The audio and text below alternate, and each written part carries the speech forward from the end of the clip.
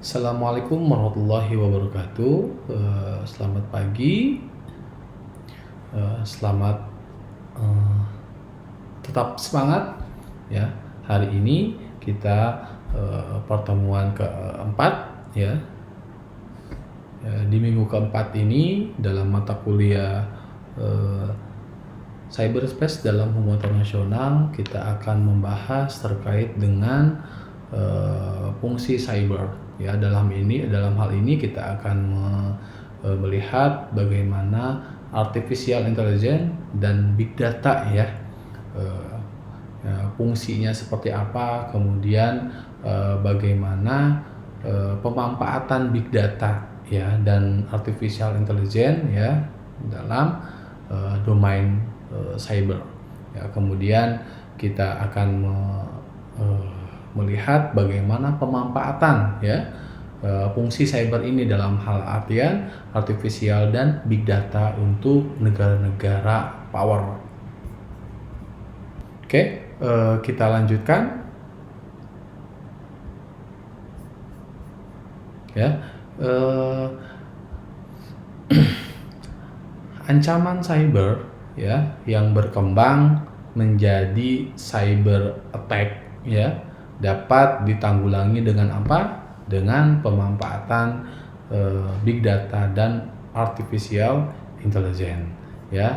Nanti kita akan bahas bagaimana cyber attack-nya sendiri, ancaman-ancamannya seperti apa ya. Kemudian bagaimana ya mengatasi ancaman kemudian serangan cyber itu dengan memanfaatkan big data ya. Lebih khusus kita akan menjelaskan bagaimana nanti ya, seperti yang sudah saya terangkan di awal, kita akan melihat bagaimana negara besar ya, terutama China dan Amerika dalam memanfaatkan big data ya dan artificial intelligence. Oke ya, kita akan melihat bagaimana ya beragam macam kejahatan cyber ya. Kita akan lihat di sini ada cybercrime, cyberterrorism, hacktivism ya, sama cyber war ya. Insiden cyber adalah kejadian yang mengganggu atau mengancam berjalannya sistem elektronik dan atau pelanggaran kepatuhan terhadap kebijakan keamanan cyber. Contohnya, insiden cyber, serangan virus, ya, pencurian data, dalam hal ini informasi pribadi, hak kekayaan intelektual dan lain-lain. Pengubahan tampilan website yang tidak sah, ya, gangguan akses terhadap layanan elektronik dan sebagainya. Seringkali cyber security incident ya dikaitkan dengan serangan berbahaya ya atau advanced persistent threats ya. Tetapi bagaimana organisasi memiliki pemahaman ya yang berbeda tentang apa arti istilah tersebut? Akibatnya apa? Akibatnya respon terhadap cyber security incident ini ya tidak tepat ya. Beberapa pemerintah melihat cyber security incident ini ya sebagai serangan yang disponsori negara terhadap infrastruktur kritis nasional yang terkait dengan domain cyber.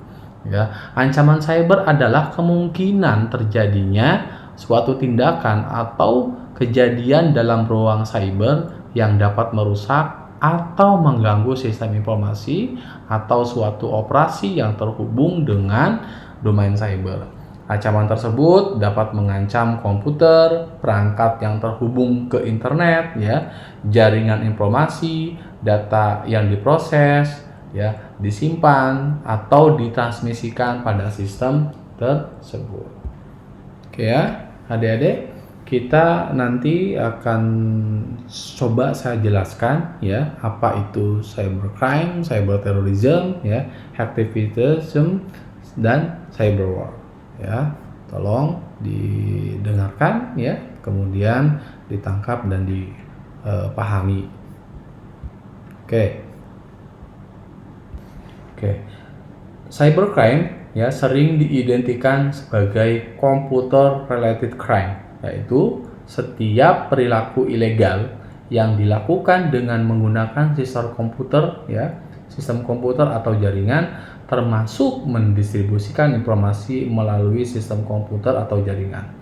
Cybercrime dapat dilakukan lintas batas negara atau dilakukan dalam satu negara saja. Sebagai contoh, cybercrime yang melibatkan beberapa negara, namun pelakunya ditemukan di satu negara adalah komplotan hacker bernama Black Hat ya, yang membobol ratusan situs dalam dan luar negeri ya.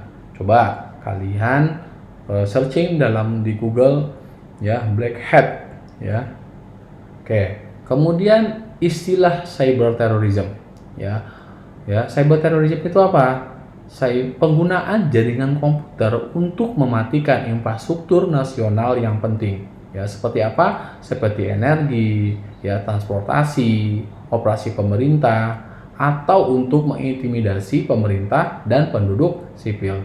Intimidasi ini dapat dilakukan oleh kelompok teroris karena operasional infrastruktur penting semakin bergantung kepada jaringan komputer. Oke ya. Kemudian cyber war. Ya, cyber war itu apa? Ya, suatu tindakan negara yang menembus ya komputer atau jaringan negara lain untuk tujuan menyebabkan kerusakan atau gangguan. Definisi lain diantaranya adalah penggunaan informasi dan sistem informasi secara ofensif dan defensif untuk menangkal, mengeksploitasi, merusak, atau menghancurkan jaringan berbasis komputer musuh sambil melindungi jaringannya sendiri. Salah satu contoh dalam kasus cyber warfare ya yang pernah terjadi di Estonia ya pada tahun 2007. Kemudian hacktivism ya itu apa ya? Tindakan yang dilakukan dengan membobol dan merusak atau mengganggu satu sistem komputer ya. Hacktivism ini biasanya menargetkan perusahaan atau pemerintah serta organisasi keagamaan atau organisasi lainnya. Contoh hacktivism adalah denial of service attack ya yang mematikan ya sistem untuk mencegah akses terhadap suatu halaman internet ya. Metode dalam hacktivities ya dapat mencakup serangan ya, distribute denial of service atau DDoS ya, yang membanjiri situs web atau alamat email yang begitu banyak ya lalu lintas ya sehingga ditutup untuk sementara ya. Pencurian data ya, website defacement ya, kemudian virus dan worm komputer yang menyebabkan ya pesan protes ya, mengambil alih akun media sosial dan mencuri serta mengungkapkan data sensitif. Itu adalah contoh-contoh yang dilakukan ya dalam bentuk ya aktivitas tadi ya, tindakan hacktivism. Oke, ya kita lanjutkan. Berikut ya ada contoh atau serangan ya cyber ya. Kita lihat di sini ya tadi ya yang sudah dijelaskan tadi ya bagaimana ya contoh-contoh ya serangan cyber. Oke, di sini dilihat bahwa serangan cyber terdiri dari beberapa fase ya, yang pada dasarnya sama untuk setiap ancaman cyber. Ya, yang pertama penyerang mengamati ya pelaksanaan operasi ya normal kepada target melalui apa? Melalui aplikasi dan perangkat keras yang digunakan. Ya, kemudian setelah mengamati ya adalah instruksi ya sampai menyerang kepada masuk ke sistem ya. Kemudian langkah selanjutnya adalah penyerangan dan penyusupan ya. Kemudian ya terakhir menyusup, merusak sistem atau mencuri data tertentu ya. Cyber attack juga dapat dilakukan dengan apa? Dengan cara apa? Dengan malware ya. ya, kemudian malware tersebut ya dilampirkan dalam browser internet ke email ya. Kemudian di sini ada denial of service tadi ya, untuk apa? Untuk mencegah penggunaan sistem dan jaringan komputer. Kemudian juga penghapusan atau transformasi ya, meninggalkan pesan kepada situs web pemerintah atau web komersil ya, dengan tujuan apa? Dengan tujuan propaganda untuk mengganggu informasi ya. Begitu pula ya dapat dilakukan dengan penyusupan secara tidak sah ya ke dalam sistem ya, untuk apa? Untuk pencurian data ya. Oke, kita coba akan akan melihat bagaimana ya big data dan artificial intelligence. Oke. Upaya menjaga cyber security biasanya mencari kecocokan kode berbahaya untuk diketahui secara historis, sehingga peretas hanya perlu memodifikasi sebagian kecil dari kode itu untuk menghindari cyber defense. Oleh karena itu, ya, artificial intelligence dapat digunakan untuk mendeteksi anomali, ya, pola-pola aktivitas jaringan yang lebih luas, sehingga menghadirkan penghalang serangan yang lebih komprehensif dan dinamis. Oke. Ya, kemudian artificial intelligence itu apa? Ya, artificial intelligence adalah bidang teknologi yang berkembang pesat yang menarik perhatian investor komersil ya, baik intelektual ya dan pembuatan kebijakan. Pada tahun 2017 ya, di tanggal 20 Juli 2017 ya, pemerintah China merilis ya strategi yang merinci rencananya untuk memimpin pengembangan dan utilisasi artificial intelligence pada tahun 2030 ya. Kurang dari 2 bulan kemudian ya, Vladimir Putin ya secara terbuka mengumumkan niat Rusia untuk mengejar perkembangan teknologi artificial intelligence. Ya, demikian pula strategi pertahanan nasional Amerika Serikat yang dirilis pada Januari 2018 mengidentifikasi kecerdasan buatan sebagai salah satu teknologi utama yang akan memastikan Amerika Serikat mampu berperang dan memenangkan peperangan di masa depan. Ya, kita lihat bahwa di sini berarti artificial intelligence itu teknologi yang sangat dibutuhkan ya untuk bagi negara-negara adikuasa. Ya, pemanfaatan artificial intelligence membutuhkan data digital ya dalam jumlah besar, baik dalam penyimpanan, ya, transfer, analisis dan visualisasinya. Jumlah data yang begitu besar menghasilkan banyak masalah terkait dengan keterbatasan kemampuan daya komputasi. Untuk solusi masalah ini dapat ditemukan dengan menggunakan arsitektur modern yang inovatif termasuk big data. Nah, ya, pada bulan September 2016 ya, European Defense Agency ya meluncurkan Big Data in Defense Modeling and Simulation ya. Itu yang untuk apa? Yang dirancang menggunakan cloud computing ya. Pengembangan selanjutnya menghasilkan ya modeling and simulation methodologies for operation research ya, yang ditujukan untuk menganalisis skenario ya yang sangat kompleks seperti cyber war ya, yang didukung oleh big data dan artificial intelligence. Nah, adik-adik dan teman-teman ya, sekarang kita tahu bagaimana pentingnya ya big data dan artificial intelligence. Oke ya, kita akan lanjutkan ya. Kita akan melihat bagaimana pemanfaatan big data dalam cyber security, dalam hal ini negara China. Oke, tolong perhatikan. Upaya Cina untuk mencapai kemampuan artificial intelligence untuk melakukan berbagai fungsi sipil dan militer dimulai dengan menguasai kemampuan analitik big data. Ya, Cina secara agresif bekerja untuk memimpin untuk menjadi pemimpin global dalam analitik big data.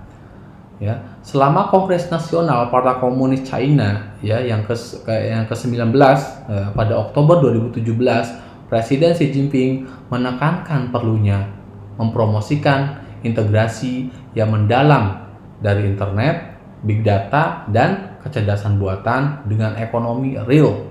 Ya.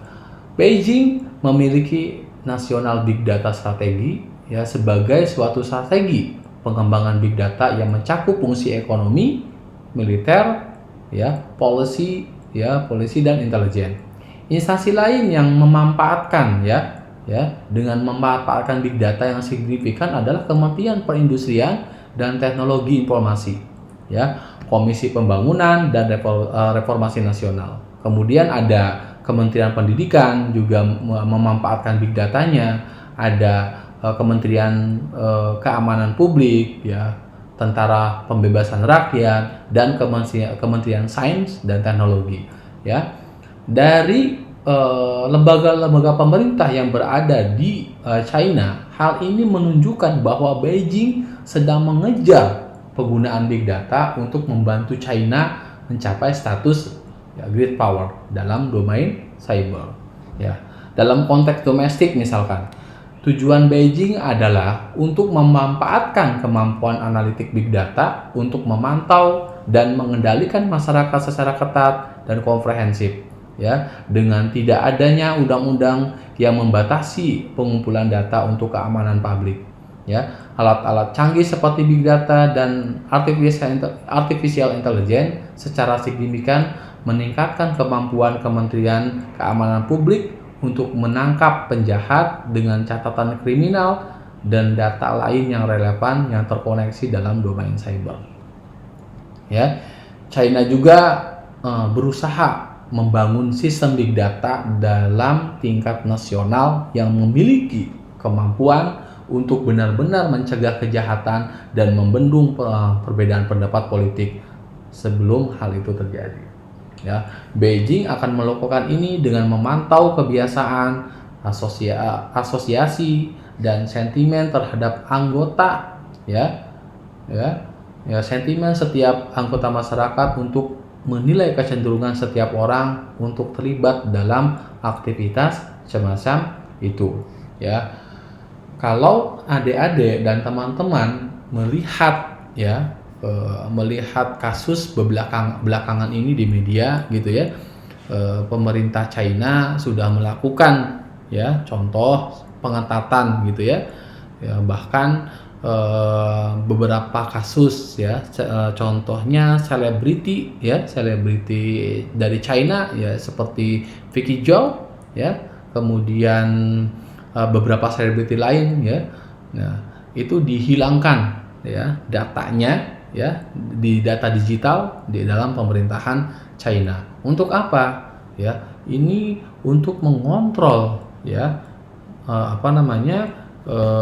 mengontrol apa? Jadi mengontrol penggunaan mengontrol penggunaan untuk mengontrol dan memantau kebiasaan bahkan menganggap selebritis yang yang dicurigai oleh pemerintah pemerintah China teman-teman apalagi seperti Vicky Zhou kalau kalian lihat di sumber data internet misalkan dia memang berkewarganegaraan China dan Singapura dianggapnya mungkin membahayakan keamanan nasionalnya China baik ideologi kemudian ancaman-ancaman nasional yang dianggap oleh pemerintah China. Sebegitu dahsyatnya bagaimana China memanfaatkan big datanya. Oke, ya, kita akan coba. Kemudian China juga berusaha membangun ya sistem big data tingkat nasional yang memiliki kemampuan ya tadi ya kemampuan yang benar-benar ya mencegah kejahatan ya. Kemudian itu dalam konteks domestik. Kemudian dalam domain cyber ya, Beijing telah menunjukkan minat khusus dalam penggunaan big data dan artificial intelligence untuk meningkatkan berbagai macam kemampuan PLA ya. PLA China ya atau Tentara Pembebasan Rakyat China berharap untuk menguasai kemampuan pemanfaatan big data untuk pertahanan nasional, di mana kontrol informasi adalah kunci melawan negara lain. Ya, beberapa bidang utama penerapan big data dalam militer yaitu komando, kontrol, komunikasi, komputer, intelijen, ya, pengawasan dan pengintaian. Ya, kemudian peralatan dan pemeliharaan, logistik, kesehatan, mobilisasi, pelatihan, pengerahan, pemodelan dan simulasi ya, dan keamanan cyber. Ya, itu bagaimana ya kita lihat Cina dalam memanfaatkan big data untuk domain cyber atau cyber security-nya. Ya, coba kita akan lihat bagaimana Amerika ya dalam memanfaatkan big datanya ya dan artificial intelligence ya dalam cyber security dan domain cybernya. Oke.